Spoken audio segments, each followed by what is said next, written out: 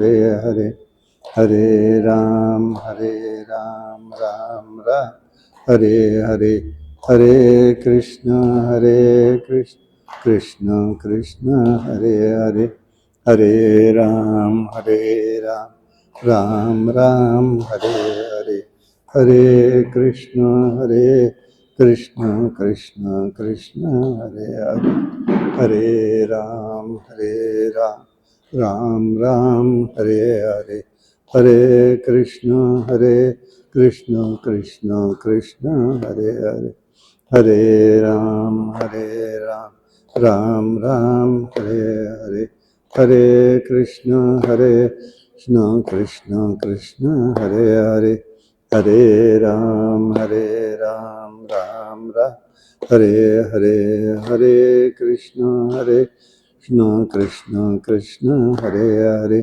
हरे राम राम राम हरे हरे, हरे कृष्ण कृष्ण कृष्ण हरे हरे, पुंडलिक वरदारी विठ्ठल श्री ज्ञानदेव तुकाराम अवधूत चिंतन श्री गुरुदेव दत्त भगवान गोपाल कृष्ण के जय, प्रभु रामचंद्र महाराज के जय, महारुद्र हनुमान के जय, भगवान श्रीधर स्वामी महाराज के जय, जय जय रघुवीर समर्थ। ओम पूर्णमिदं पूर्णात् पूर्णमुदच्यते पूर्णस्य पूर्णमादाय पूर्णमेवावशिष्यते। नमः शान्ताय दिव्याय सत्यधर्मस्वरूपिणे स्वानन्दामृततृप्ताय श्रीधराय नमो नमः। कृष्णाय वासुदेवाय हरये परमात्मने प्रणतक्लेशनाशाय गोविन्दाय नमो नमः। आदिनारायणं विष्णु ब्रह्मणं च वसिष्ठकं श्रीरामं मारुतिं वन्दे रामदास सद्गुरु श्रीधरं स्वरूपसाम्प्रदाय अयोध्या मठ जानकी देवी रघुनाथ दैवत मारुती उपासना नेमस्त वाढविला परमार्थ जगे। जय जय रघुवीर समर्थ।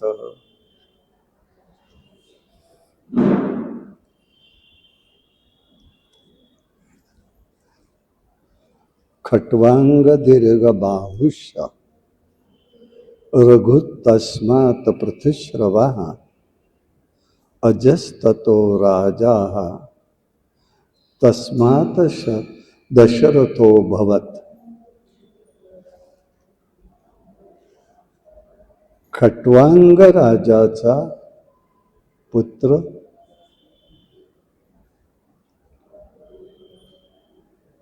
त्याचा दीर्घ बाहू त्याचा पुत्र कीर्तिमान रघु होता। त्याचा पुत्र अजय आहे, त्याचा पुत्र दशरथ आहे। शुकाचार्य महाराज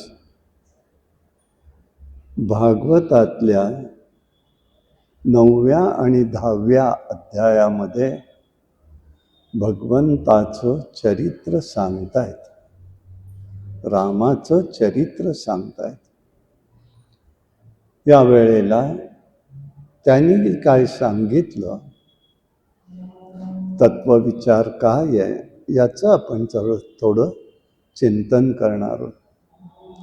खरं ह्या उपलब्ध वेळेत होणं अवघड आहे,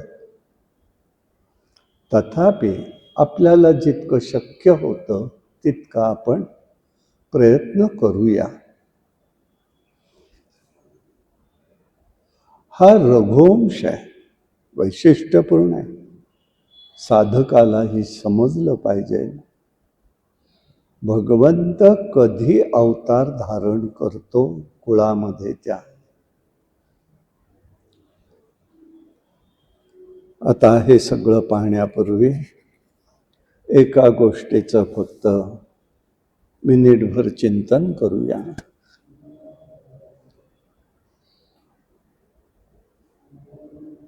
आपल्यातले एक साधक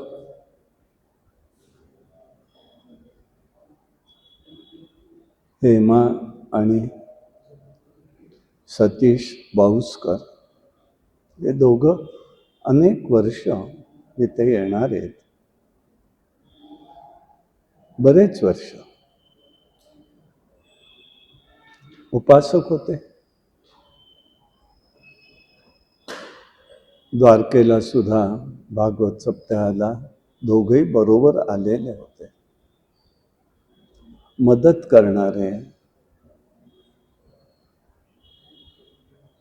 साधकीय जीवनामध्ये कसं असलं पाहिजे हा एक त्यांच्याकडे पाहिलं की आपल्याला लक्षात येऊ शकतं. पण असं होतं समोर असलेलं की त्या माणसाची किंमत कळत नाही माणसाला. तथापि भगवंताच्या इच्छेने त्यांना सतीश बाऊसकरांना देवाज्ञा झालेली आहे. त्यामुळे यावर्षी हे माता येणार नाहीये. स्वाभाविक आहे, कारण आता दिवसच सुरू आहेत त्यांचे. अल्प आजाराने त्यांना देवाज्ञा झालेली आहे. चाले हे शरीर कोणाच्या सत्ते, कोण बोलविते हरिवीण. देखवी ऐकवी एक नारायण, तयाचे भजन चुको नका. माणसाची देव चालवी अहंता, मीच एक करता म्हणून या. वृक्षाचेही पान हाले ज्याची सत्ता, मीच एक करता म्हणून या. ही त्याची सत्ता आहे. त्याच्यामुळे आपल्याला काही अपेक्षित असलं तरी सुद्धा भगवंताच्या मनातलं काही वेगळं असू शकतं की आपल्या प्रारब्धानेच असतं, परंतु असतं वेगळं. तथापि त्यांना देवाज्ञा झाली. त्यांच्याबद्दल आपण एक मिनिटभर श्रद्धांजली वाहू. आहे इथे बसूनच मनामध्ये भगवंताचं स्मरण करून आत्म्याला सद्गती प्राप्त हो अशी प्रार्थना करूया आणि आपण आपल्या विषयाकडे सुरुवात करूया.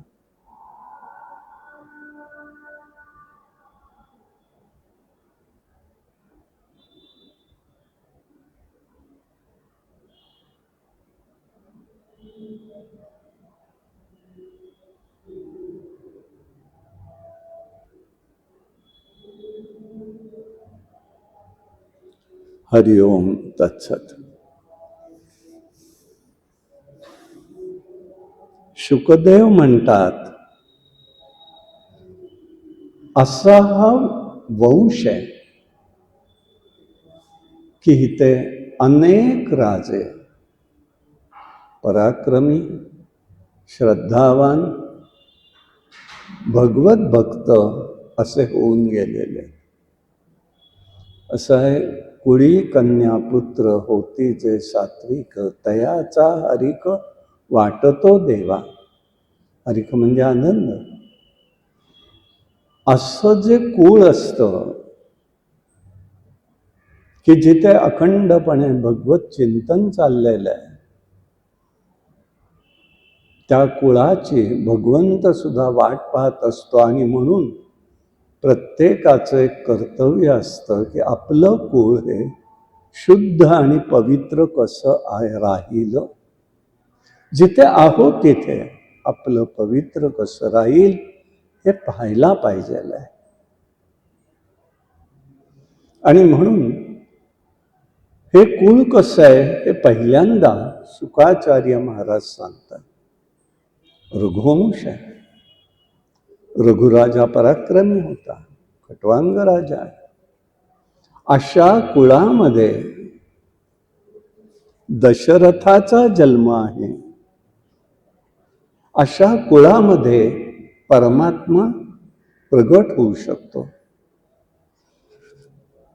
आता म्हणतायत तस्यापि भगवानेशा साक्षात ब्रह्मयो हरी अंशांशेन चतुर्थ घातत्पुत्रम प्रार्थिता सुरेहा. सुरेहा सुर म्हणजे देव. देवतांनी प्रार्थना केल्यामुळे साक्षात परमात्म्याने श्रीहरींनी अंश रूपाने पुत्र बनून त्याच्या घरातच चौघांचे जन्म झालेले.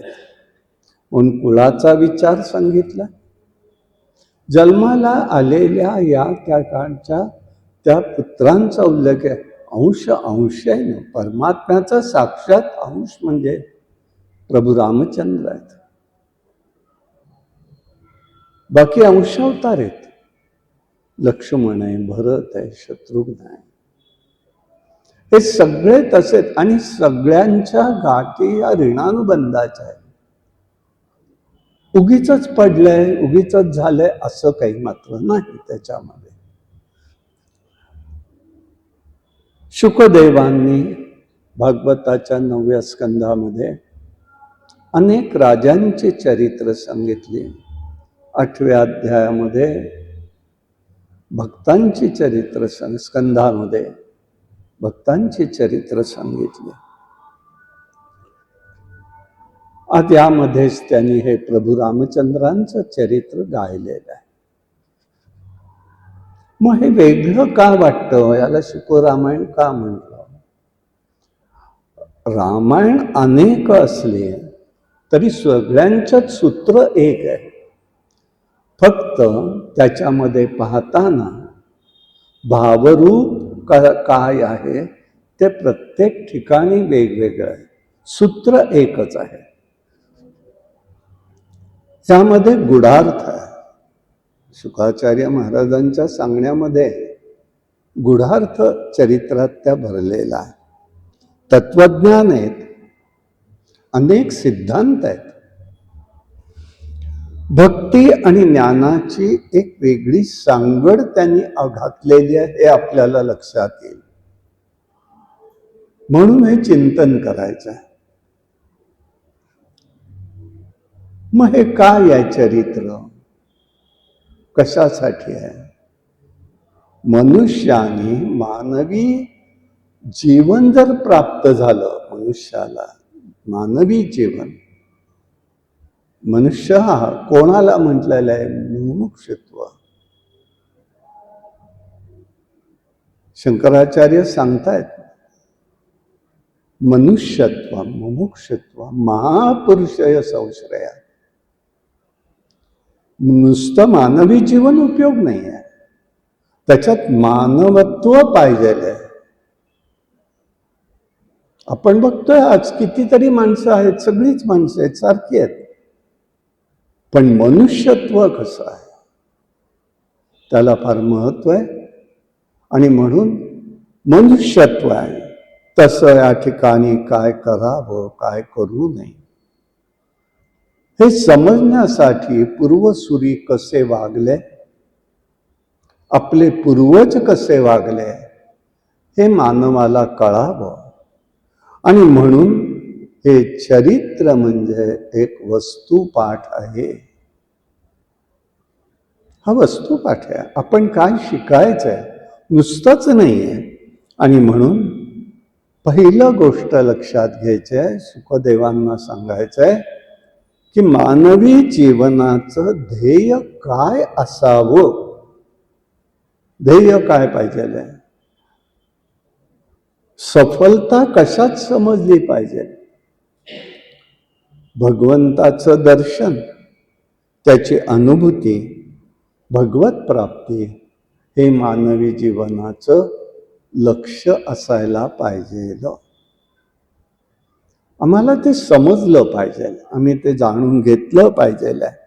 आणि म्हणून म्हणजे खाणं, पिणं, खेळणं, वंशवृद्धी हे मानवाचं ध्येय असू नये. म्हणजे आम्ही फक्त तेवढंच करायला आलो का? ते पशूंचं काम आहे, ते आहेच आहे. आहार निद्रा भयम इथून सगळ्या जीवाला आहे. मनुष्य केवळ भोग आणि सुखाच्या मागे आत्ता लागलेला दिसतो. म्हणून मनुष्य जीवनामध्ये जन्म वेगवेगळे असू शकतात. ज्या मानवी देहातून मनुष्याला प्राप्त करून घ्यायचा आहे तो देह दुर्लभ आहे. त्याला जाणून घेण्यासाठी तो दुर्लभ देह आहे. म्हणून जीवाचं चैतन्य परमात्म्यामध्ये स्थिर होण्यासाठी याची आवश्यकता आहे. का? चरित्र आम्ही जाणायचं आहे. मन, बुद्धी आणि चित्त त्या मूळ चैतन्यामध्ये विलीन झालं पाहिजे. मानवी जीवन कसं आहे? नावाडी नसलेल्या नौकेप्रमाणे, बर का? नावाडी नाहीये त्याला मानवी जीवनाला, नौकेप्रमाणे येते, जहाजासारखं आहे. यासाठी मनुष्याला ध्येय आणि साध्य प्राप्ती करावी लागते. त्यासाठी ध्येय साध्य करावं लागतं, प्राप्ती करावी लागते. आणि म्हणून मनुष्याचं शरीर प्राप्त झालं आणि त्याने जर भगवत भक्ती केली नाही तर मात्र जीवन पशुतुल्य समजलं जाऊ शकतं. यासाठी आम्ही काय करायचं आहे? भगवंतानी आपल्या मानवी देहाला 3 उपकरणे दिलेली आहेत: मन, बुद्धी आणि चित्त. त्याचा आवश्यक तो उपयोग करायचा आहे. आणि म्हणून किती त्याचं महत्व आहे? रामाचं महत्व किती आहे? भगवान शंकर म्हणतात शतकोटी प्रविस्तरम. किती झालं तर शतकोटी म्हणजे किती झालं बघा, 100 कोटी.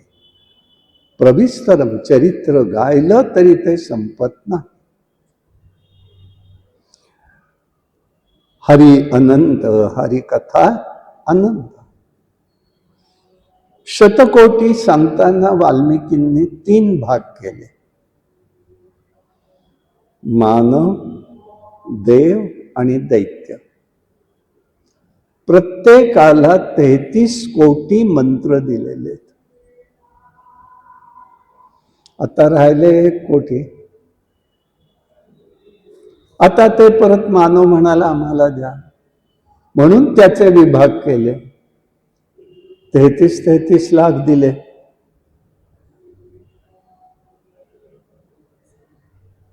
शेवटी राहिले अक्षर, त्याच्यामध्ये 1 कोटी नाही, अक्षर राहिली त्या ठिकाणी 33 लाख. 33 लाख राहिलं ते मग तेही आम्हाला द्या. त्यांनी प्रत्येकाला 32 अक्षर दिली. अनुष्टुप छंद आहे त्यामुळे विभाग केले, 32 दिले. पुन्हा 2 राहिले. शंकर म्हणाले देणार नाही, ते मी घेणार आहे. मग ती 2 अक्षर कोण राहिली? राम. ते त्यांनी कंठात ठेवलेले आहेत, हृदयामध्ये ठेवलेले आहेत. आणि म्हणून कंठामधून रामनामाचा अखंड गोडवा घेता यावा, हृदयामध्ये रसपान करता यावं. आणि यासाठी हे त्याचं महत्व ओळखून आपल्याला रामाचं नाम का, भगवान कृष्णांचं नाम का, हे लक्षात घ्यायचं आहे. रामनामामध्ये एक दिव्य शक्ती आहे.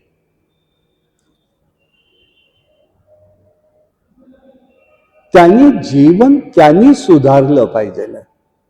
जेव्हा जीवन सुधारतं तेव्हा ते रामनामामुळे सुधारू शकतं, हे लक्षात घ्यायचं आहे. म्हणजे काय सुधारणं? म्हणजे काय? जीवाला सगळ्यात महत्वाचं भगवत प्रेम निर्माण झालं पाहिजे. ही सुधारणा. भगवंताविषयीचं प्रेम, त्याच्याकडनं कसलीही दर्शनाची सुद्धा अपेक्षा न करता ते प्रेम. आणि म्हणून रामायण काय आहे? वाल्मिकींनी जो विचार मांडला ते सगळ्या लोकांनी स्वीकारलेलं आहे बरं का. इथे शुकदेवांनी काय केलंय? मंत्रांच्या माध्यमातनं त्यांनी पुढे सांगितलेलं आहे. विभाग केले नाही. मग विभाग कोणते आहेत? सोपान आहेत. सोपान काय आहेत? 7 पायऱ्या आहेत. बालकांड लीला, अयोध्याकांड, अरण्यकांड, किष्किंधाकांड, सुंदरकांड, लंकाकांड, उत्तरकांड. हे मंत्रातनं विभागलंय त्यांनी. म्हणून पहिल्यांदा आपण या ठिकाणी आज बघणार आहोत त्यांनी सांगितलेल्या बाललीलांचा विचार. बाललीला कृष्णाच्या जितक्या आहेत तितक्या प्रभूंच्या प्रगट झालेल्या नाहीत, पण आहेत. पुष्कळ आहेत, पण त्या फार प्रगट झाल्या नाहीत. कारण रामांना आपलं ते स्वरूप प्रगट करायचं नाहीये. त्याची उणीव त्यांनी भागवतामध्ये कृष्ण जन्मात भरून काढलेली आहे. कृष्ण जन्मात भरून काढलेली आहे. पण इथे त्याच्या लीला झालेल्या आहेत. मग काय आहेत त्या? आधी बघायला पाहिजे आपण अयोध्या काय आहे. अयोध्येत लीला आहेत. मग त्या लीला काय आहेत? अयोध्या नावातच आहे. जी जिंकणं अजिंक्य आहे, जी अजिंक्य आहे, तिचं नाव आहे अयोध्या. मग ती काय आहे? अयोध्या ही संतांची भूमी आहे. गंगा किनारा हा सगळा ज्ञानभूमी आहे. यमुना भक्तीचं भूमी आहे आणि शरयू विरक्ती आहे. हे त्याच्यामध्ये महत्वाचं आहे. अशा प्रकाराने त्यांनी त्या ठिकाणी आपण त्या भूमीकडे पाहू शकतो. त्यामुळे तिथे लीला फार दाखवल्या असल्या आहेत, पण त्यांनी कुठे तशा प्रगट केल्या नाही. त्या मानाने नाथांनी आणि तुलसीदासांनी मात्र बऱ्या प्रमाणामध्ये प्रगट केलेले आहेत. दशरथाला 3 राणी आहेत. कौसल्या, कैकेयी, सुमित्रा. पण आपत्य नाही आहे त्यांना. वशिष्ठांच्या सल्ल्याने ऋषशृंगाकडून त्यांनी यज्ञ करवला पुत्रकामेष्टी, आणि त्याला अग्निनारायणाकडून प्रसाद प्राप्त झाला. आता वास्तविक प्रथा इथे एक थोडा चिंतनाचा विषय आहे. वशिष्ठांसारख्या महात्म्यांनी ह्याच्या अगोदर केलं नाही का? केलेलं आहे, पण त्याला यश आलं नाही. अनेक प्रयत्न झाले, अनेक प्रकारची दानं झाली आहेत. हे होतं बरं का. असं नाही आहे की सर्वज्ञ झालाय म्हणून सगळं यश त्याला त्याच्याच कडून मिळेल, नाही. म्हणून वशिष्ठांनी एक असा प्रयत्न केला की आता आपण प्रयत्न करायला नको, आपण ऋषशृंगाला बोलवून आणून त्याच्याकडनं घेऊ, कारण तोही फार मोठा तपस्वी आहे. तपस्वी आहे तो.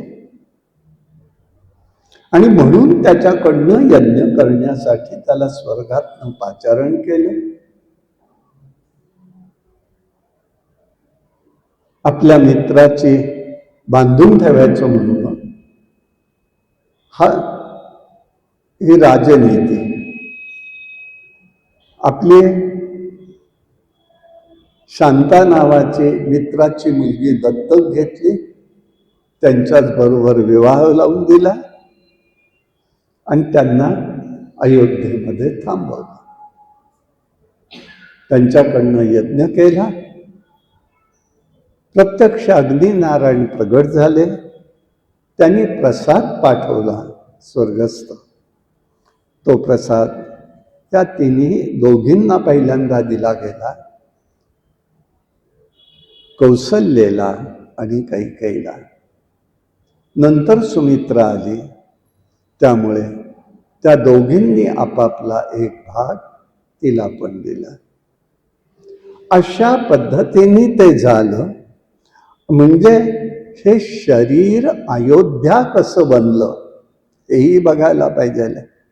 मन बुद्धी चित्तामध्ये परमात्मा राहत असतो, तेव्हाच शरीर हे अयोध्या होतं आणि भगवंताचंही दर्शन होतं. म्हणून भगवंत संसारामध्ये पत्नी संग धर्माने दिलेला आहे. पत्नीचा संग धर्माने दिलेला आहे. तो त्याज्य असं नाहीये, परंतु तो संग हा सत्संग घडला पाहिजे. तो संग सत्संग घडला पाहिजे. आणि म्हणजे काय, तर पुरुषाचा विवेक आणि स्त्रीचा स्नेह असतो, तेव्हा भगवंताचं प्राकट्यकरण होत असतं. हे त्याच्यामध्ये विशेष असतं. म्हणून हा प्रयत्न त्यांचा जो होता तो ह्या भूमिकेने होता. अशा प्रकाराने हे पाहता येतं. रामाच्या बाललीला ही दिव्य आहे. रामलीलेत मर्यादा वाटतात. त्याचं कारण काय दुसरं, राम हे मर्यादा पुरुषोत्तम आहे, त्यामुळे तिथे मर्यादा प्रत्येक गोष्टीला आहे. आणि त्यामुळे प्रभू जन्माला येण्यापूर्वी सुद्धा अशा प्रकाराने संकल्पित आहे. चैत्र नवमीला जेव्हा प्रभूंचा जन्म झाला त्यावेळेला सर्वप्रथम सूर्योदयाला, बरं का, ह्याच्यात विचार केल्याप्रमाणे चतुर्भुज नारायण रूपामध्ये रामानी दर्शन दिलेलं आहे. चतुर्भुज नारायण. हितेही देवकी सारखं तिने सांगितलं, बाबा या रूपात तू येऊ नकोस, या रूपात नको, मानवी रूप धारण कर. हे ऐकून भगवंतानी 12 वाजता म्हणजे माध्यान्ह काळी द्विभुज रूपामध्ये प्रगट झालेले आहेत. आणि गंमत अशी आहे, हे जेव्हा सकाळचं दर्शन झालं तेव्हा दासीलाही ते दर्शन झालेलं आहे, नुसतं नाही.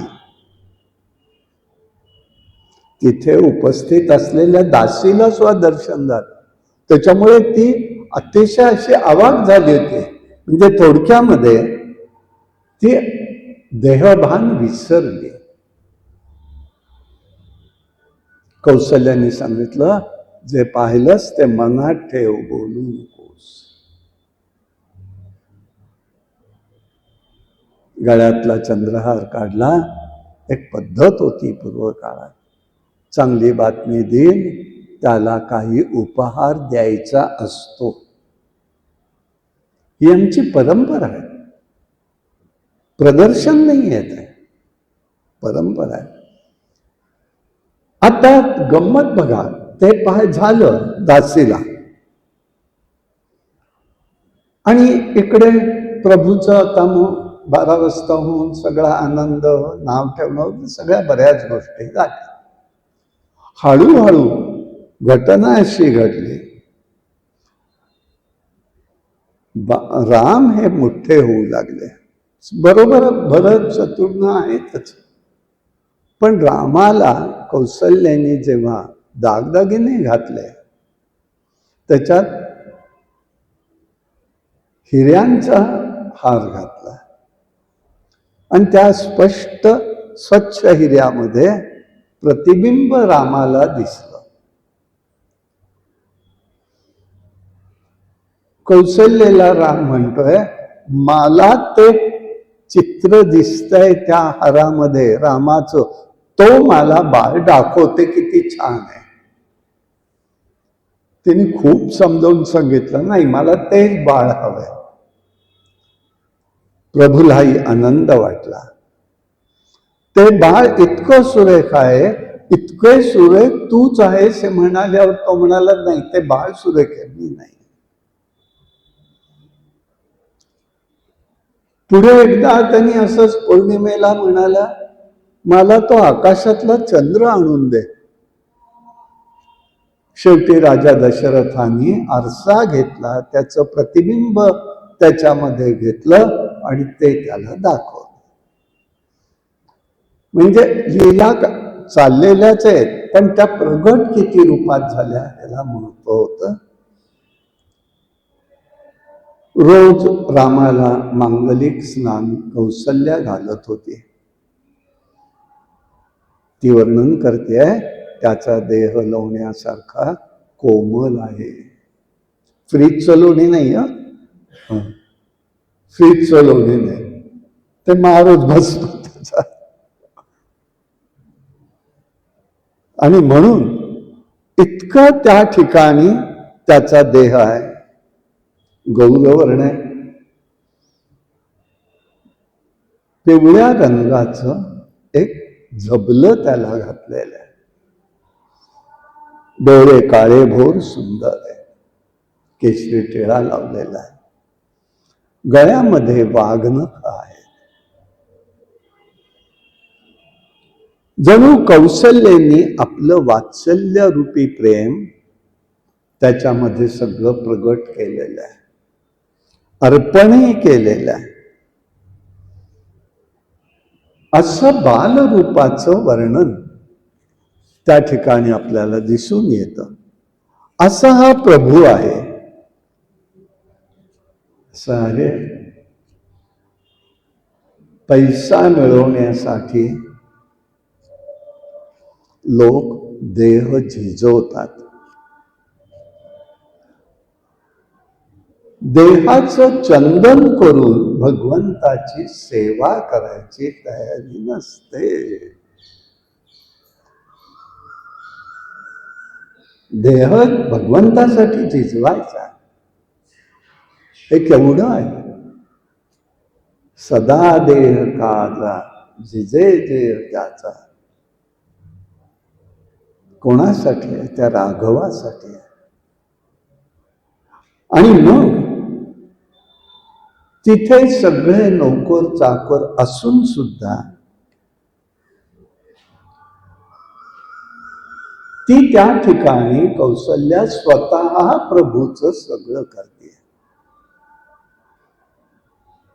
त्यात एक वैशिष्ट्य असतं. मी केल्याचा भाव नाहीये, तर तिथे भाव आहे, एक प्रकारचा संस्कार आहे, वात्सल्य भाव आहे. आणि त्याचे कधीही आईला श्रम होत नसतात, होता कामा नये. होत असतील तर दोष आहे कुठे, समजावं, ज्याचा त्याने सांगायची गरज नाही.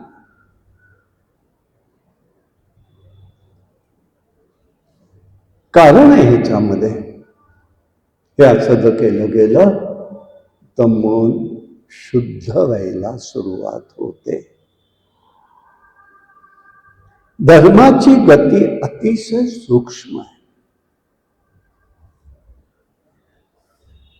एकदा कौशल्या रोज नारायणाची लक्ष्मीची पूजा करायचे.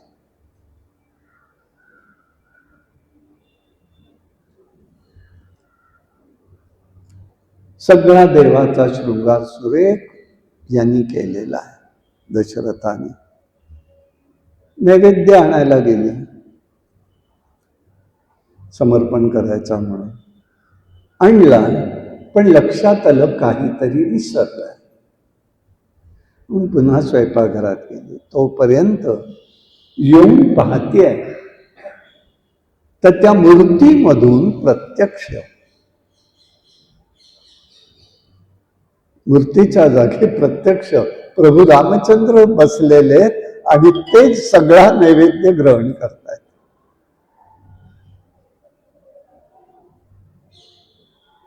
आता हे त्या ठिकाणी बघितल्यावरती ती आश्चर्यचकित झाली आणि यासाठी बाहेर आली. बाळ पहुडलं होतं झोपाळ्यावरती, पाळण्यामध्ये आलं कधी इथे आणि तिथे कसा दिसतोय, तेव्हा इथेही राम आहे आणि तिथे पण राम आहे, हे त्याला समजलं पाहिजे. जेव्हा साधारण प्रेम हे रसमय होतं, परत शब्द सांगतो, रसमय होतं, तेव्हाच त्याच्या स्वरूपाचं, भगवंताच्या स्वरूपाचं ज्ञान होतं. रसमयता निर्माण झाली पाहिजे. इतकं संवेदनशील साधकाने झालं पाहिजे, इतकं संवेदनशील. आणि म्हणून त्यांनी त्या ठिकाणी सांगतायत, ते 4 भाऊ आहेत, राजवाड्यात खेळतायत. सगळे जण आता विसरलेले आहेत रामाच्या भोवती. कौशल्याने पकडून पकडून मुलांना आणायचं, मांडीवर बसवावं, त्यांना भरवावं. श्रीराम, भरत, शत्रुघ्न, लक्ष्मण यांच्याबरोबर खेळत असत राम. पण राम आणि लक्ष्मण जेव्हा खेळायला लागायचे ना, तेव्हा भरत आणि शत्रुघ्न हिरमुसले व्हायचे. आता हे जेव्हा रामाने पाहिलं, तेव्हा त्याचं अंतःकरण कोमल आहे, द्रवीभूत झालं.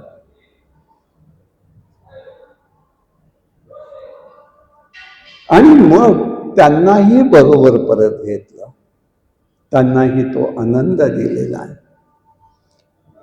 आणि याच्यात लक्षात एक येतं की प्रभू रामचंद्र जन्माला आल्यापासून ते धर्माचरणाचा विचार करत असत.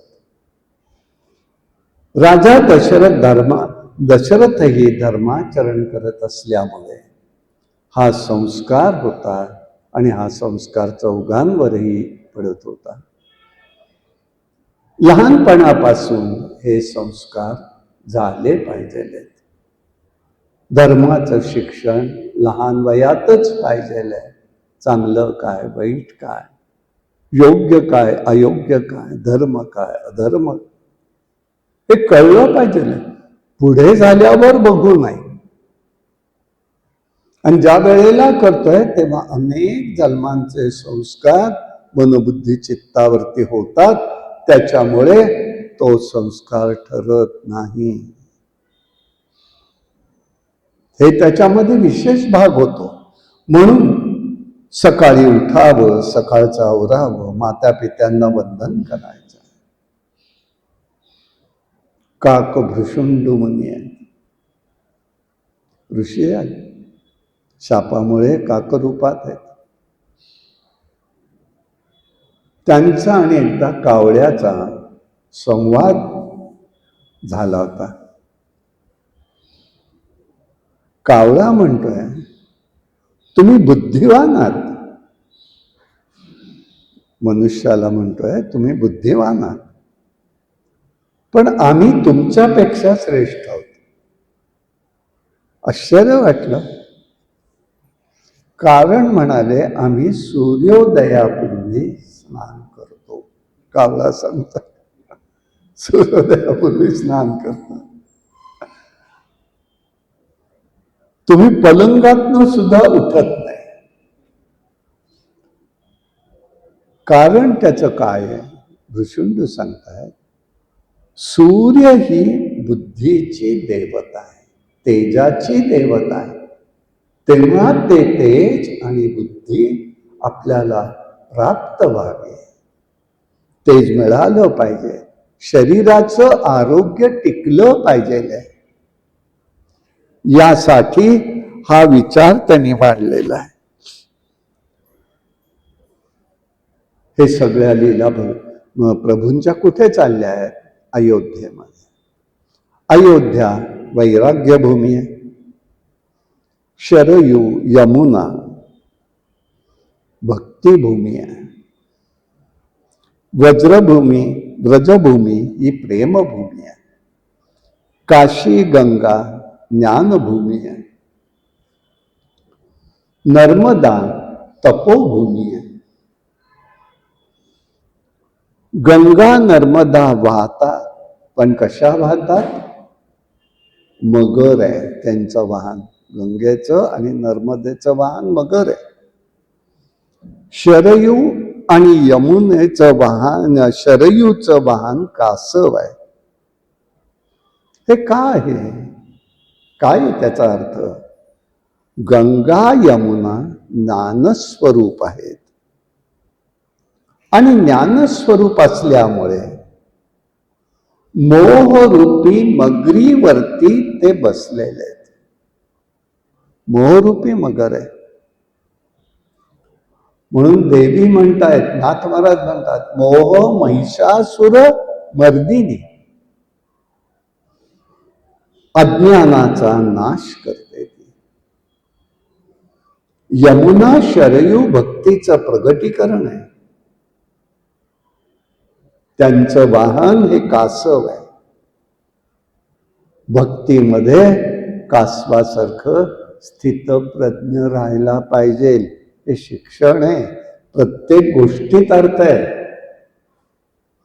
ही गोष्ट ते फक्त सूत्रात्मक मांडतायत बरं का. हा संदेश देते की भक्तीच्या माध्यमातून साधकांनी स्थितप्रज्ञ झालं पाहिजे. इंद्रिय विषयापासून भयरूपाने जो राहतो त्याची बुद्धी स्थिर होत असते.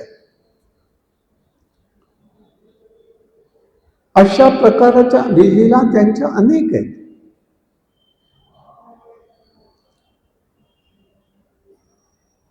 आता पुढे हळूहळू मोठे झाले, गुरूंकडे गेले, राहिलेले तिथे. हा आचार केलेला आहे. त्या राजाच्या मुलं आहेत म्हणून आपल्या घरामध्ये शिक्षण आहे असं नाही. गुरुगृही जाऊन राहिलेले आहेत चौघही जण. तिथे त्यांनी विद्याभ्यास केला, शिकून घेतलं. हा म्हणाल असं की हा आचार काय करायचा, कारण प्रत्यक्ष प्रभूच आहे. नाही, हा लोकाचार आहे. यदत आचर्यती श्रेष्ठम. भगवंत गीतेमध्ये सांगतायत कसा हा आदर्श राखता आला पाहिजे म्हणून करायचा आहे. त्याला महत्व आहे. आणि यासाठी तेच त्यांनी सांगितलं.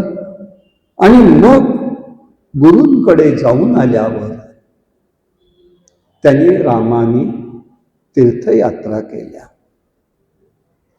ते सगळं बघितल्यावर राम फार उदासीन झालेले. त्यांनी वशिष्ठांनी त्याला उपदेश केला. त्या उपदेशाचं नाव आहे योग वासिष्ठ. 36,000 मंत्राचा योग वासिष्ठ ग्रंथ आहे. 3 वर्ष आमचं नरसिंह मंदिरामध्ये त्याच्यावरती चिंतन होतं. योग वासिष्ठ केवळ.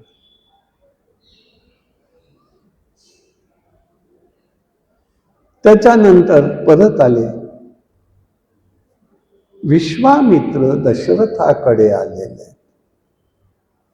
त्यांनी रामाला लक्ष्मणाला मागितलं. अवस्था फार विलक्षण झाली दशरथाची. पण वशिष्ठांनी दशरथाला समजावलं की हा आपला मुलगा म्हणून पाहू नको. तू पहिलं दर्शन आठव. हा साक्षात परमात्मा श्रीहरी आहे. देव कार्य करायचं आहे म्हणून तो इथे आलेला आहे तुझ्या उदरी. ते तू लक्षात घे. त्यांनी बऱ्याच गोष्टी सांगितल्या. विश्वामित्र आहे. विश्वामित्र तरी कोण आहे?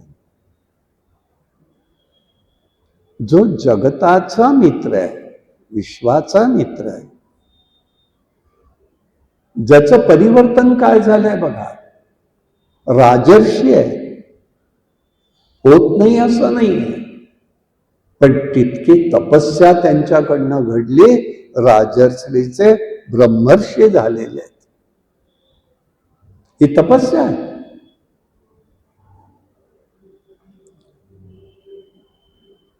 राम लक्ष्मण, राम परब्रह्म आहे, लक्ष्मण शब्द ब्रह्म आहे.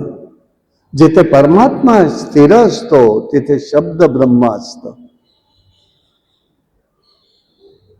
वनामध्ये राक्षस त्रास देतात म्हणून या दोघांना ते घेऊन जायला आले. दशरथ म्हणाला, मी मदत करतो ना, ही मुलं अजून लहान आहेत. तेव्हा वशिष्ठांनी बजावलं, असं समजू नकोस, हे देव कार्य आहे. ते आता तुझ्याकडून माझ्याकडून होणार नाही, विश्वामित्रांकडनं घडेल. तू त्यांना तेवढं दे, त्यांना बरोबर. त्यांनी दिलेलं आहे. सर्वप्रथम त्यांनी त्राटिकेचा वध केलेला आहे.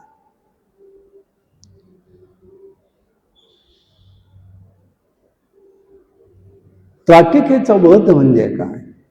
तृप्ती आहे. तृप्ती आहे, जीवाची तृप्ती आहे. असं आहे, मनशुद्धीसाठी यज्ञ, दान, तप, तीर्थक्षेत्र किंवा तीर्थयात्रा हे फळ आहे. त्यांनी मनशुद्धी होते. ब्राह्मणाचा जन्म हा केवळ सुख उपभोगासाठी नाही, जगाला सुख देण्यासाठी आहे. त्यांनी तपस्या करायची, जगताला सुखी ठेवायचं. म्हणून त्राटिकेचा वध पहिल्यांदा झाला. मारीच सुबुद्धी सुबाव,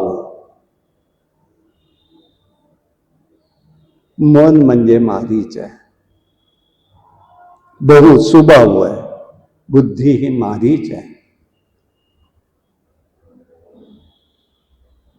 जिथे मन जातं तिथेच ते दृढ बसतं. हा त्याचा स्वभाव आहे मनाचा. म्हणून त्याला पहिलं मारलेलं आहे. मारणं म्हणजे काय? मनाला मारल्याशिवाय भगवंताचं स्वरूप प्रगट होणार नाही. दुसरा शब्द, मनाचं मनपण संपल्याशिवाय परमात्मा प्रगट होत नाही. देवाला देवाचं स्वरूप प्रभूंना प्रगट करायचं म्हणून हे सगळं आता त्याच्या क्रिया आधी शुद्धीच्या चाललेल्या आहेत. मारीचे विषय सुख आहे, त्याच्यात परिवर्तन घडवायचं आहे. रामाचा एक बाण लागल्याबरोबर लंकेमध्ये तो रावणाच्या दरबारात गेलेला आहे, मारलं नाहीये त्याला. त्याच्यात परिवर्तन झालं. तो अखंड तिथे प्रभूचं स्मरण करत राहिलेला आहे. जेव्हा शेवटी म्हणतो रावण, तेव्हा तो म्हणतो त्याला, राम धर्माचरणी आहे, त्याच्या नादी तू लागू नकोस, असं तू वागू नकोस, हे ते सांगतायत. मग त्यावेळेला विश्वामित्राने त्यांना बला आणि अबला या दोन विद्या दिलेल्या आहेत. बला अबला. बला अबला म्हणजे काय? भुकेवरतीही सध्याच्या शब्दात कंट्रोल, नियंत्रण, आणि तानेवरही कंट्रोल. तान हे दोन गोष्टी पाहिजे माणसाचं. आणि म्हणून ह्या दोन विद्या त्यांनी पहिल्या शिकवल्यात की तुम्हाला अडचण नको यायला, हे सगळं कार्य करायचंय. यासाठी काय आहे, विश्वामित्र कोण झाले? गुरु झालेले. शिष्याला जन्ममरणाच्या फेऱ्यातनं सोडवणारे, भीती घालवणारे हे गुरु सद्गुरु असतात.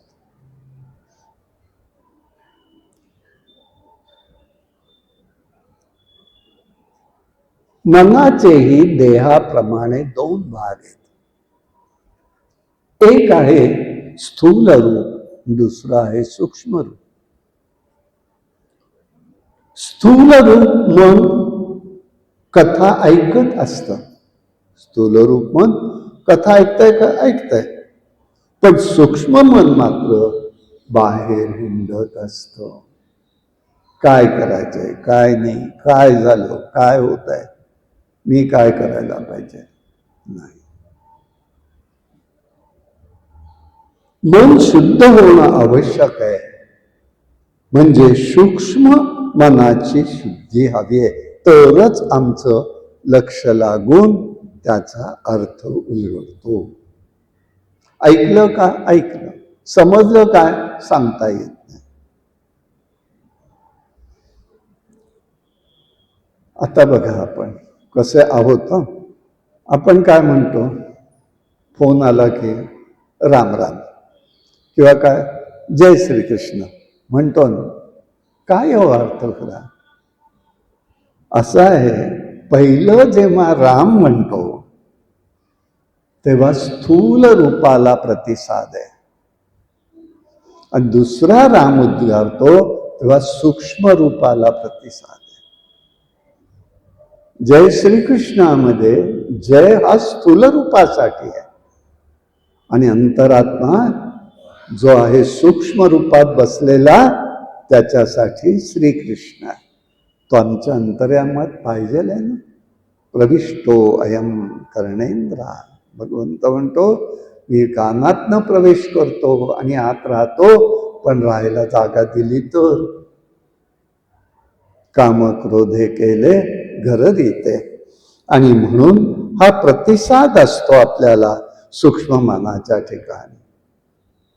अशा प्रकाराने मग त्यांनी ते केलं. ऋषींचा संगम जेव्हा होतो, महात्म्यांचा होतो, तेव्हा विवेकाचं ज्ञान व्हायला पाहिजे, विवेक समजला पाहिजे. आत्मा परमात्मा मिलन आहे, तिथे परमानंद असतो. मन निष्काम बनतं, तेव्हा ज्ञानाचा उदय होतो, अन्यथा ज्ञानाचा उदय होत नाही. हे त्या ठिकाणी मला ज्ञान झालं, मला म्हणजे काय, मी ते दुसऱ्याला समजलं पाहिजे, कारण तोही त्या ज्ञानी. तुकाराम महाराज म्हणतात, आपण सारिखे करीती तात्काळ नाही काळ वेळ तया लागी. त्याला काळ वेळ लागत नाही. हे ज्ञान आहे, हे ज्ञान आहे. वासुदेव जगत सर्व दाता एक रघुनंदन, हे ज्ञान आहे, आणि हे आम्हाला समजलं पाहिजे आहे. आणि म्हणून मग त्या ठिकाणी आलेले आहे प्रभू आणि विश्वामित्र. मिथिला नगरीत आले. विश्वामध्ये खरं म्हणजे जन्माला येणं पाप नाही. आम्ही म्हणतो काय पाप आहे आमचं, कोणास ठाऊक, पाप नाही. पण जन्माला आल्यावरती मन हे प्रपंचात गुंतवून ठेवणं, आपल्या भोवती गुंतवून ठेवणं, ते पाप आहे. हे तत्वचिंतन आहे. कंटाळवाणं वाटेल, पण एक एक सूत्र मला जीवनामध्ये काहीतरी शिकवून जाणार आहे. मला माहिती आहे एकदम परिवर्तन होणार नाही, पण सुरुवात तर होईल, स्मरण तर राहील ह्या गोष्टीचं.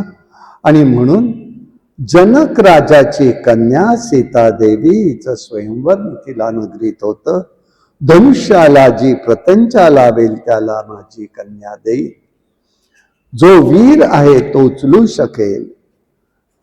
कोणीही तयार झालं उचलू शकलं नाही ते धनुष्य. जनक राजा उदासीन झाला. तोपर्यंत त्यांना ओळख नाही. विश्वामित्राने रामाला आज्ञा केली. राम गेलेत.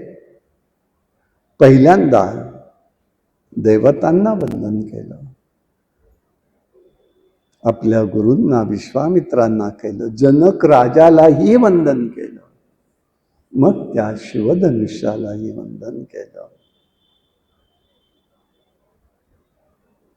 जे शिवधनुष्य आणण्यासाठी जागेवरनं स्वयंवराच्या ठिकाणी 300-400 लोक लागत होते, ते रामाने एका स्वतः एकट्याने पेलून उचललं. त्याला प्रत्यंचा लावायला गेले आणि ते मोडलं.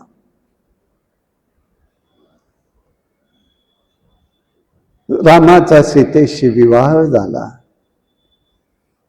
इतर भावांचाही विवाह जनकाच्या 3 मुलींशी झालाय. ही बातमी परशुरामाला कळाली. परशुराम रागवलेत. तो तिथे मिरवणूक जेव्हा किंवा परतीला मांडव परतनी म्हणतो आपण त्याला, तसे ते परतले असताना मध्ये प्रगट झाले. सगळे घाबरले, कारण निक्षत्रिय करेन पृथ्वी ही प्रतिज्ञा परशुरामाचे. आता तो इथे युद्ध करेल. दशरथ राजा घाबरला. राम पुढे गेला. कोण आहे राम? मीच आहे म्हणा. धनुष्य म्हटलं, हो मी ओढलं. अरे ते जुनं झालं म्हणून उठलंस. माझ्या हातातलं कर. लगेच त्यांनी त्यांच्या हातातलं धनुष्य पेललं, प्रत्यंचा लावली, बाण लावला. कुठे सोडू सांगा. आता आला प्रश्न, मी आत नाही टाकू शकत बाण. तुमच्या पायाशी मारून तुमची गती बंद करू वरची, का खालची गती बंद करू? धरलं. शेवटी त्यांनी मान्य केलं आणि महेंद्र पर्वतावरती ते निघून गेलेले आहे.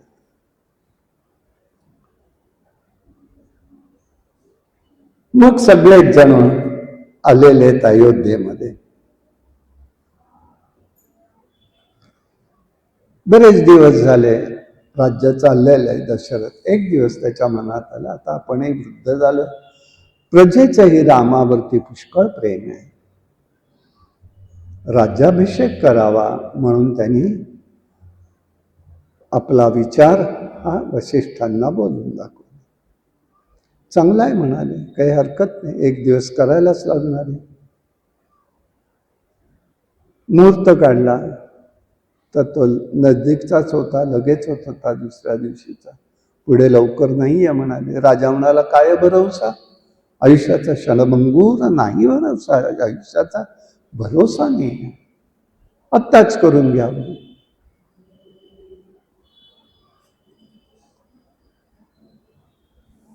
आणि मग त्यांनी त्या ठिकाणी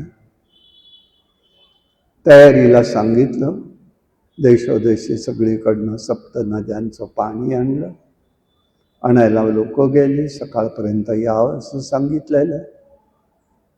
आणि ही बातमी द्यायला सगळ्या महालांमध्ये सांगितलं. फक्त म्हणाला कैकेयीला मी सांगेन. कौशल्येला आनंद वाटला, सुमित्रेला आनंद वाटला. बऱ्याच गोष्टी तिथे आहेत. आता ते झाल्यानंतर कौशल्येला आनंद वाटला म्हणून तिने लगेच त्या ठिकाणी जो बातमी घेऊन आला त्याला उपहारही दिलेला आहे.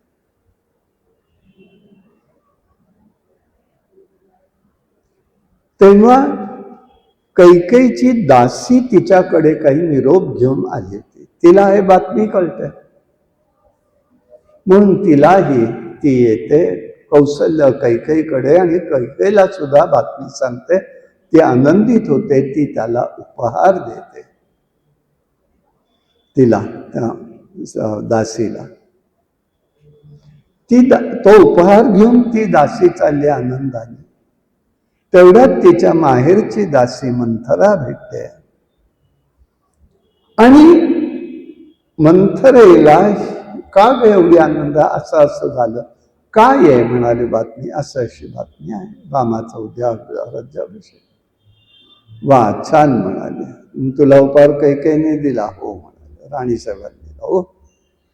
आली. शब्द सामर्थ्य किती असतं बघा. चांगल्या शब्दांचं सामर्थ्य लगेच प्रगट होत नाही, पण वाईट शब्दांचं सामर्थ्य तात्काळ प्रगट होतो. काय निसर्गाची किमया माहिती नाही. त्याच्या मनामध्ये आलं की अगं दशरथ राजा सगळीकडे कळतोय, तुझ्याकडे कळवलं नाही, याचा अर्थ त्याच्या पोटात वाईट आहे. तुला लक्षात येत नाही का? आणि विष बीज पेरणं झालं. आत्ताच तू त्या ठिकाणी कधी म्हणते राहू देत ना, मला काय राम सारखा बरंच का. थोडक्यामध्ये नावातच असतं, कैवल्यवती जिची काय आहे ती कैकेयी आहे. पण शब्दांच्या माराने, दुष्ट शब्दाचं सामर्थ्य हे त्या ठिकाणी प्रगट झालेलं आहे. बुद्धीत परिवर्तन झालं. आत्ताच तू 2 वर मागून घे, तुला पूर्वी द्यायचे होते, देवदानव युद्धामध्ये तुला दिले ते दशरथानी वर. तिला ते पटलं. राजा रात्री आला, तिने त्याला सांगितलं मला 2 वर द्यायचं होते, ते आत्ताच द्या.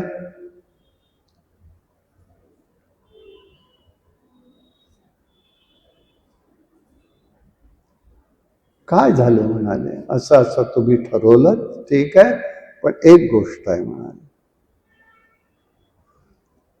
मला 2 वारातला पहिला वर भरताला राज्याभिषेक करायचा, रामाला वनवासात पाठवायचं 14 वर्ष. आता ही धक्का बसला दशरथाला. या सत्यपाशा परिवर्तन पितृविदेशास्त्रण्यस्य चापी दशराज गुरु जगृहे समार्थ वाज्यम शिवम प्रार्थयेत सुदृढो निवासम त्यक्त्वा ययो वन प्रसूतम मुक्त संगः. पत्नीच्या अधीन राहून सत्याच्या पाशात पिता बद्ध झालेला आहे. सत्य असलं कारण रघुवंश सत्यप्रिय आहे. वचन दिलेलं वचन ते फिरवत नाही. त्यामुळे तिथे त्यांनी म्हणाले की हे कसं होणार आहे. पित्याचं म्हणणं शिरोधार्य होतं, ती धरलेलं आहे.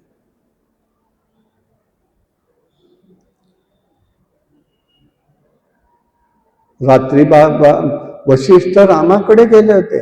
रामाला काय काय कर सांगितलं होतं. जमिनीवर झोपायचंय, दर्भासनावर उपवास करायचा आहे,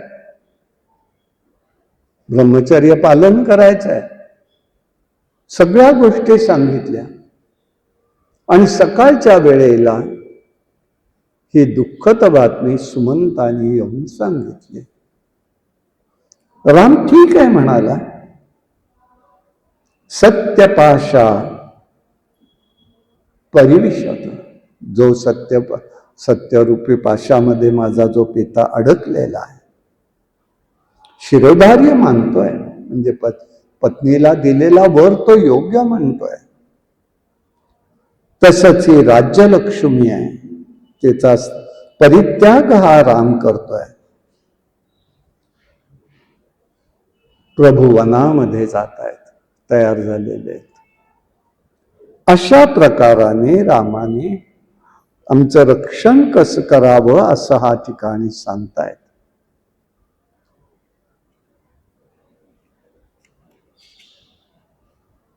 राम परमसत्य रूप आहेत, अविनाशी तत्व आहे, मायेनी प्रगट झालेलं आहे. मा म्हणजे जे नाही ते, आणि या म्हणजे जे नसूनही जाणवते ते. जे नाहीये पण ती जाणीव मात्र होते, त्याला काय करायचं? अशी ही माया. आता राम हा आदर्श गृहस्थाश्रम करीत होते, एकपत्नी व्रत होतं. याचा अर्थ काय आहे? जीवनामध्ये कामाचा विनाश आहे. आणि जसं एखादी वस्तू सुंदर दिसली, ऐकली, तर मन चंचल होतं. चांचल्य थांबलं पाहिजे. आता दशरथाला वाटू लागलं आपण वृद्ध झालेलो, तेव्हा अशा प्रकारचं हे आपल्यावरती संकट आलेलं आहे.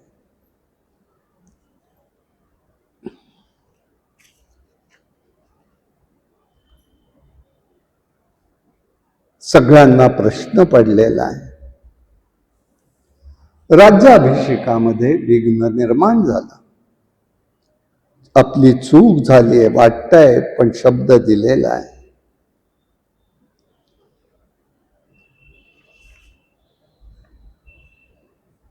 असं हे व्यवहार कळणं कठीण असतं,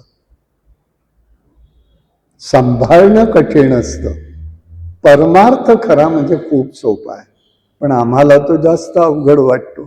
काय करावं त्याला?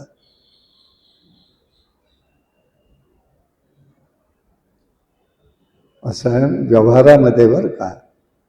माणसं कर्मामधून रागवले तरी शांत होत नाहीत, पण परमात्मा मात्र आपल्या कर्मात त्याच्या सेवेत चूक झाली तरी क्षमा करतो. लक्षात आलं? क्षमा करतो तो, पण आम्ही त्याची सेवा नाही तशी करत. तरी तुझाच म्हणवीन. तुकाराम महाराज म्हणतात, तू देव मी भक्त ऐसे करी देवा. मला जन्म जन्म दे, पण तू देव आणि मी भक्त असाच जन्म दे. आणि यासाठी देवतांनाही वाटतं आता लवकर काही घडावं, म्हणून विघ्नेश्वरी देवीला तिथे पाठवलेलं होतं. मंथरेमध्ये प्रवेश केला, विघ्न निर्माण केलं. दुष्ट माणसाच्या संगतीत बुद्धी ही भ्रष्ट होते. आता एक दुसरं अयोध्येचं वैशिष्ट्य, अयोध्येत जन्माला आलेली माणसं, त्यांची बुद्धी कधीही भ्रष्ट होत नाही, हे ऋषी सांगतात. म्हणून गंमत बघा, मी आपला त्याच्यावर एक विचार केला की जेव्हा हे राम मंदिराचं चाललं होतं, बघत होतो, तेव्हा आपण पाहत होतो, म्हणजे आपण टीव्हीवरच, दुसरं काय किंवा बातम्यात, तर तिथे असलेले मुस्लिम लोकही आनंदित होते. तिथले रहिवासी बाहेर न येणारे पेटवत होते. मग मला ऋषींचा शब्द वाटला की बरोबर आहे, अयोध्येत जन्माला आल्यानंतर बुद्धी सुद्धा भ्रष्ट होत नाही. मंथरा बाहेरची आहे, त्यामुळे तिची बुद्धी भ्रष्ट आहे.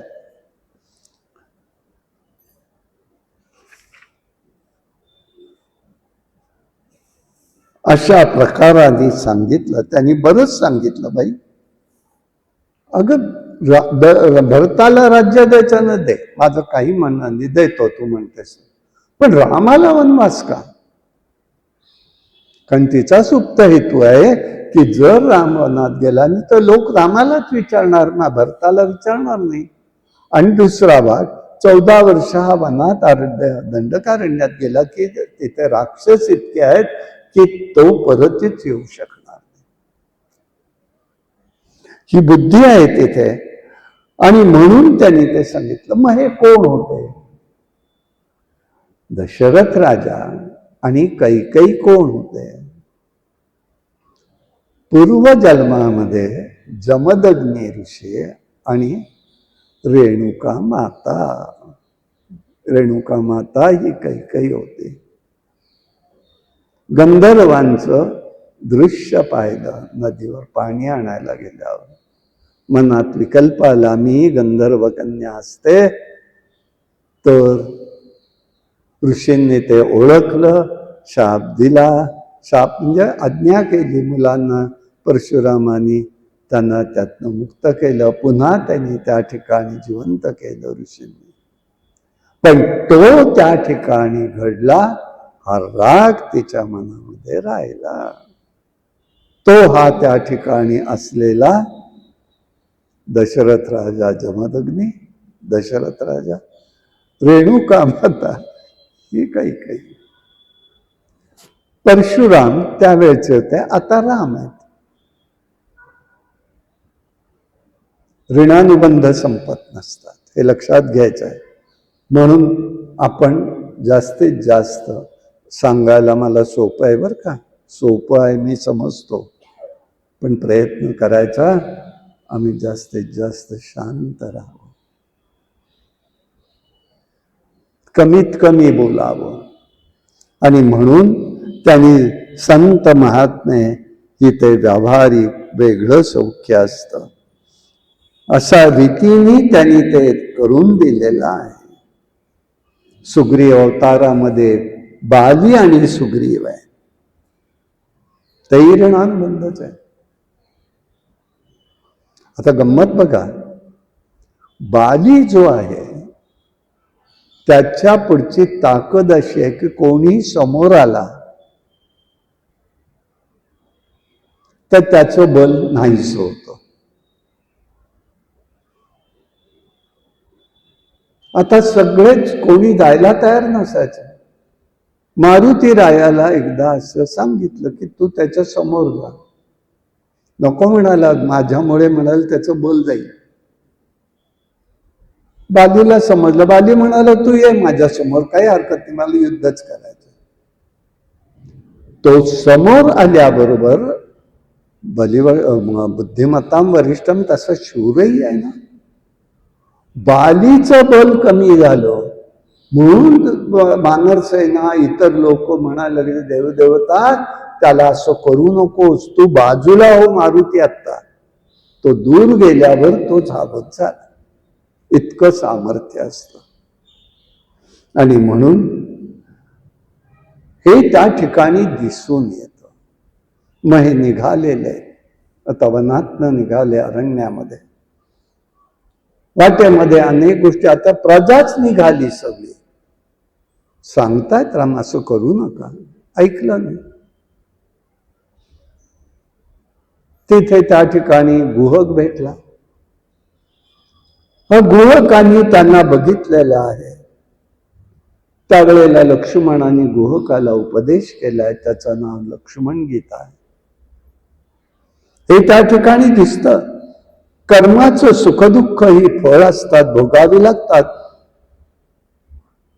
कोणालाही यात दोष देऊ नये. श्रीराम आनंद रूप आहेत. त्यांनी सांगितलं तुम्ही सगळे परत जा, मी पहाटेच निघून जातो. लोक झोपली होती, दमली होती, आणि पहाटे हे निघून गेलेले आहेत. गंगा पार केलेली आहे, करायची आहे. गुहक म्हणतोय, हा यात नाही आहे प्रसंग, पण गुहक म्हणतोय तुला जर नेलं, आता तिकडे त्यांनी काय केलं होतं, विश्वामित्रांनी नेलं तेव्हा अहिल्याचा उद्धार केलेला आहे. परत सांगतोय तिचा शिळा नाही, शिलावत आहे. शिलावत नसते तर समर्थांनी हा श्लोक केला नसता. अहल्या शिळा राघवे मुक्त केली, पदी लागता दिव्य होऊन गेली. पदी कोणाच्या पद म्हटलं असतं मग. आणि दुसरा मनात विचारायला पाहिजे, प्रभू स्त्री दाक्षिण्य राखणारे, त्यातनं ही ऋषी पत्नी, हे जर समजलं तर पाय लावतील का? पण ही साधी शंका माणसाच्या मनात येत नाही. ह्या गोहकाला बातमी कळते, कारण हा लक्ष्मणच सांगतो. तो म्हणतो मी याला जर पार केलं तर माझे नाव एखादी स्त्री झाली तर माझा उपजीविका संपून जाईल, मी नाही नेणार. मग पत्नी सांगते, तू असं करू नकोस, तू त्यांना घेऊन जा, आपण त्याचे पाय धुवून देऊ. मग त्याच्या लक्षात येतं, हा प्रभू मी पाय धुणार. देवाच्या लक्षात आलं प्रभूच्या की संधी म्हणाले परत मिळणार नाही, पण हे प्रेम होतं. देवाने कबूल केलं, त्यांचे तिघांचे पाय धुतले. त्याने आपल्या मस्तकावर पाणी तीर्थ घेतलं, स्वतः घेतलं, सगळ्यांना दिलं. नदी पार केली. पुढे गेल्यावर रामाला नुसतं कोणाचं घ्यायचं नाहीये. काय देऊ बाबा, पण मी येताना दिन, आत्ता माझ्याजवळ काही नाही. नको प्रभू आत्ता काही, मी जेव्हा माझा देह पडेल, कारण तुम्ही मी एका जातीचे आहोत. हा इथे भाग की तुम्ही मी एका जातीचे आहोत. एका जातीचं म्हणजे काय हो? एका जातीचं म्हणजे तो म्हणतोय मी नावाडी आहे, लोकांना पार करून नेतो, आणि तू मात्र हा भवसागर पार करून जो येतो त्याला घेऊन जातोस. तेव्हा मला तुम्ही तेव्हा तुझ्या दारात येईन, तेव्हा तू मला पुढे घेऊन चल. हे स्मरण ठेवायचं का नाही हो आपण? तो गोवकाचा बघा केवढा भाव आहे, भावात्मकता केवढी आहे. आणि म्हणून तो म्हणतोय त्याप्रमाणे. आणि त्या ठिकाणी गेलाय, रामदर्शनाने सर्व पुण्य नष्ट होतं. भरद्वाजांच्या आश्रमात आले, भगवंताचं दर्शन झालं, जीवनाचं सार्थक झालं. मंदिरातील दर्शन सगुण असतं, साधारण दर्शन, पण मनोबुद्धीचं दर्शन हे समाधान देणार असतं. समाधान म्हणजे काय? सम अधिक आधन. आधन म्हणजे काय? स्थिती आहे, साम्य अवस्था आहे. मन बुद्धी चित्त स्वस्थ स्थिर असतं. आणि म्हणून कोमल असतं हे दर्शन. मन बुद्धी चित्तात भक्ती प्रेमाने हे सगळं द्रवीभूत होतं. याला महत्व आहे. म्हणून दागिन्यापेक्षा भगवंताला सुद्धा फुलांच्या हाराचं महत्व आहे, हे लक्षात ठेवायचं आहे. कारण का? फुलांना सुगंध असतो, तो निर्गुण असतो. सगुण दर्शन फुलांचं सुरेख फुल आहे एवढंच असतं. लक्षात आलं? म्हणून तो भाव वेगळा आहे.